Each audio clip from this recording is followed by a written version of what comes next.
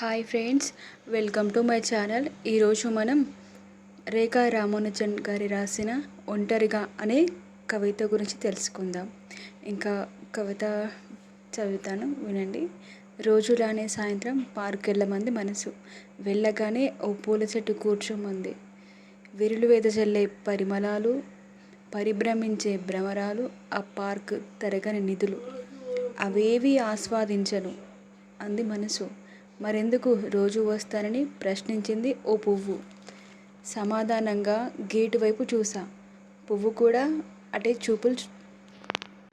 అటువైపే చూపులు పరిచింది.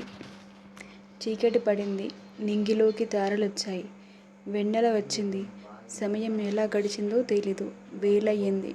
వాచ్మన్ విజిలేశాడు. ఈరోజు కూడా తను రాలేదని తడిసిన కళ్ళతో బయటికొచ్చా, రోజులానే ఒంటరిగా. ఫ్రెండ్స్, నాకైతే ఈ కవిత చాలా బాగా నచ్చింది. మేడం, మీరు చాలా బాగా రాశారు. Thank you so much. చాలా అందంగా ఉంది.